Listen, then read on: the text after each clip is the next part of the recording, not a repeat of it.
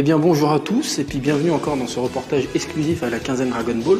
Aujourd'hui on va rencontrer le designer des boîtes, des coffrets collector Dragon Ball. Bah, suivez-moi, c'est juste ici. Ah, je suis un peu timide parce que... C'est quand même quelque chose. Vas-y. Oui. Tu voulais faire le reportage avec moi ou... Non. Non, parce que moi j'ai besoin du designer des coffrets Dragon Ball en fait. Oui, c'est moi, oui. Ah, on m'avait pas prévenu. Eh bien allons-y, hein, on va rentrer. Oui, bonjour. Bonjour mon colocataire. Oui, c'est pour que tu nous expliques comment on arrive d'une idée à un objet. Alors, comment partir de quasiment rien pour en arriver là? Eh bien pour cela, j'ai besoin de mes lunettes de graphiste. Il y a des lunettes de graphiste, ok. Ah oui, les graphistes ont des bords beaucoup plus épais que les autres gens. C'est pour qu'ils se reconnaissent entre eux.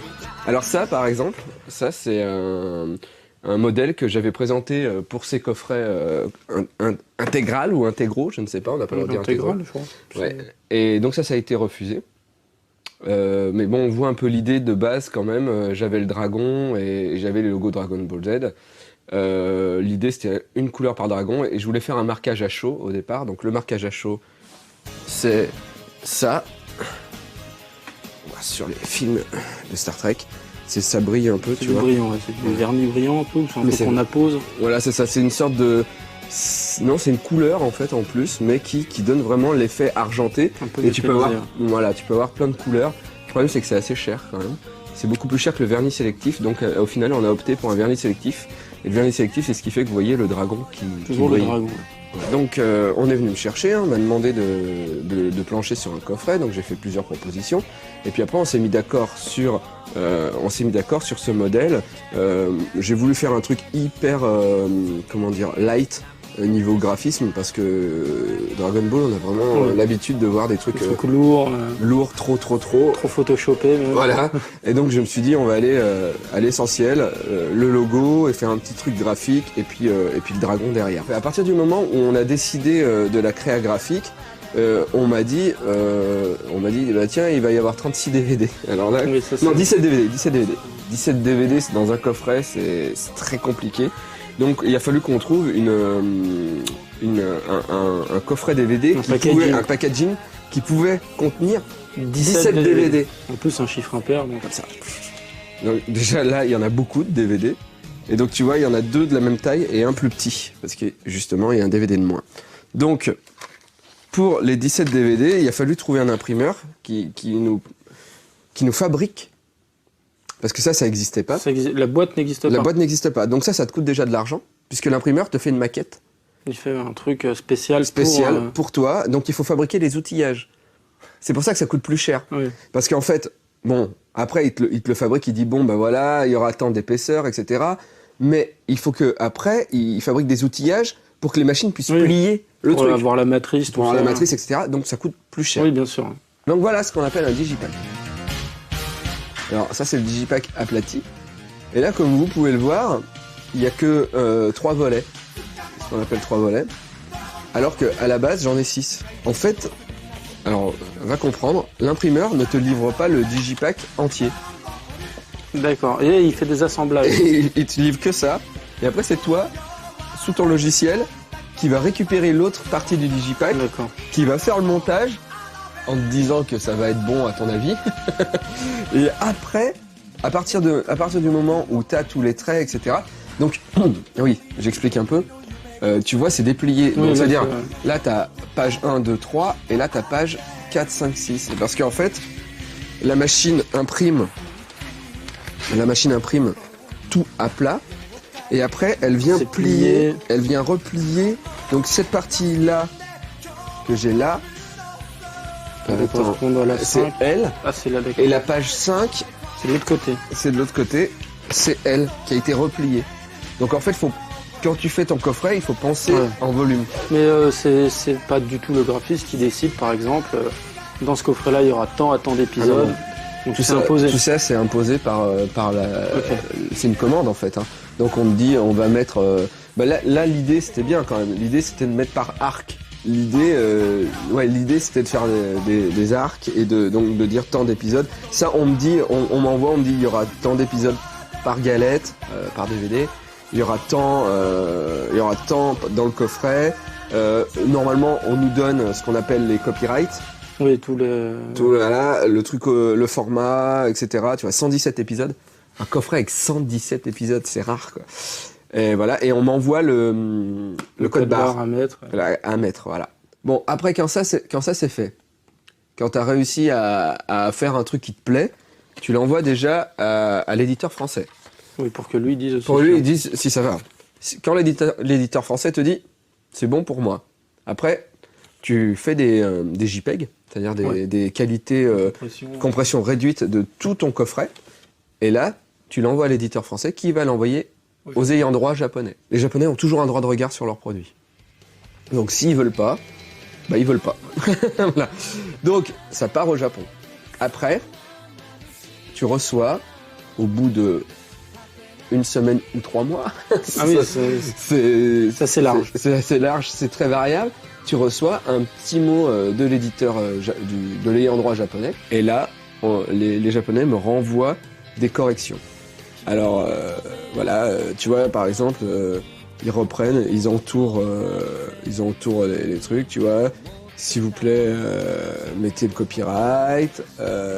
Là, par exemple, ils n'ont pas accepté mon Piccolo. Mon Piccolo. Qui faisait la tête. Non, le Piccolo était accepté. C'est les autres qui n'étaient pas acceptés. En fait, ils n'étaient pas acceptés, voilà, c'est ce que j'expliquais tout à l'heure, ils n'étaient pas acceptés parce qu'ils n'allaient pas dans la chronologie. Donc ça, on s'est battu et, pour qu'ils comprennent, pour qu'ils acceptent, et ça a été accepté. La chronologie a été gardée. Alors voilà, par exemple, à la fin, j'avais mis le Goku qui dit au revoir, là par contre, ils n'ont pas voulu. Enfin, voilà, ça revient comme ça. Après, je fais toutes les corrections et je renvoie au Japon. Donc il y a un mec, son métier, c'est de regarder les coffrets de toute la Terre et de dire, tiens, bah ça c'est nul, ça c'est bien, ça c'est... Voilà. Et en plus, c'est très fonction publique. C'est-à-dire que c'est très lent. Ah oui, d'accord. Très très lent. C'est un processus assez... C'est pas facile. Assez laborieux. C'est laborieux. C'est vraiment le truc, c'est là où tu perds le plus de temps. Quand tout le monde est content, le Japon, la France, quand tout le monde est content, il faut faire les fichiers pour les envoyer à l'imprimeur. Oui. Alors, ça, qu'est-ce que c'est? Moi, je sais. Ça, c'est mon vernis. C'est le vernis sélectif du dragon. C'est ça. Et donc, en fait, quand j'envoie à l'impression mon coffret, je l'envoie pas avec le dragon. Oui. Je l'envoie qu'avec le bleu et avec le logo. Avec tout ce qui est imprimé, on va dire. Tout ce qui est imprimé. Et à part, je fais un fichier pour expliquer à l'imprimeur, un fichier en noir, voilà, où je lui dis ça sera du vernis sélectif. Et comme tu peux le voir, il y a le box les écritures, 1, le Z qui sont enlevés. Parce que sinon, ça serait écrit dessus. Donc après, ils appliquent la couche de vernis. Au final, comme un papier calque voilà. Ces derniers trucs, en fait, ils appliquent le vernis. Normalement, c'est vernis de toute façon. Sauf que là, en fait, c'est un vernis, mais avec un pochoir. D'accord, oui, voilà. Voilà le coffret qui est parti tel quel à l'imprimeur. Voilà, ça part comme ça, en fait. Il faut savoir de quoi on parle, parce que là... Ah oui, voilà. En fait, il n'y a plus rien. Et il y a des débords, en plus. Ce qu'on appelle les débords. Oui, c'est pour la pliure, j'imagine. Voilà, c'est ça. C'est-à-dire qu'on est obligé de faire les coffrets plus grands pour pouvoir les plier à l'intérieur et pas avoir genre un truc blanc là. Genre, t'as oublié. Ça arrive, hein. Oui, ça, c'est défaut de fabrication. Ouais. Mais c'était un gros plaisir de travailler sur Dragon Ball. Bah, j'imagine, oui. Parce que c'était rêve de gosse. Quand on est choisi, en plus, il y a un peu le côté honorifique. Ouais. Non, mais vraiment, là, j'ai eu l'impression d'aboutir. Après, si tu veux, ça a marqué mon enfance. Les Chevaliers du Zodiac et Dragon Ball, ça a vraiment marqué mon enfance. Ça se comprend. J'ai bossé pas mal dans le DVD d'animé, mais je faisais des séries qui me parlaient pas, des séries récentes, qui j'ai moins d'affinité et d'affection. Et pour moi, Dragon Ball, c'est un mercredi matin. Je suis pas au collège, je regarde, et là, il y a Sangoku, des sur Namek, et il y a Krillin qui est mort. Et là, il s'énerve. Ouais, il s'est déglingué. Et là, il s'énerve et il devient super guerrier. Mais ce truc, je me rappelle le lieu que je l'ai vu, je me rappelle. Vraiment, ça m'a marqué, mais vraiment. Et bosser sur Dragon Ball, sur les coffrets. Si tu veux, j'étais super vénère quand je recevais des fois des modifications du Japon. Parce que ils comprenaient pas quand je voulais faire des suivis avec les personnages, tout ça, machin. Parce que j'aime tellement la série, je suis un petit peu otak, si tu veux, du truc. que je comprenais pas, que les mecs ils me disent non non s'il vous plaît machin, je fais non mais vous comprenez pas, c'est génial, ça fait un suivi tout ça ouais, et machin et bon, c'est un peu trop comment dire. Je suis peut-être un peu trop investi pour le produit. Non mais mais ceux qui sont peut-être pas du tout, qui sont plus comme on appelle ça corporate, corporate. Et moi plus le côté affection en fait.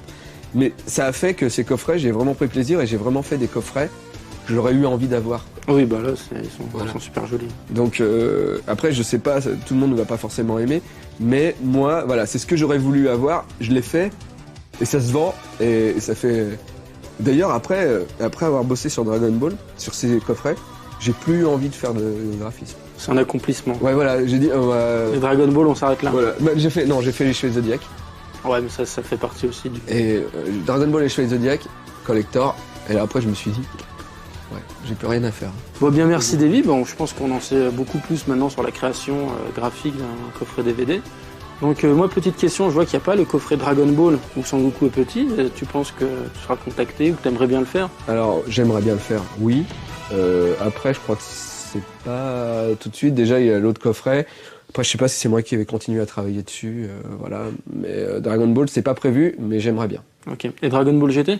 Dragon Ball GT? Dragon Ball GT. Dragon Ball GT, jamais. Non.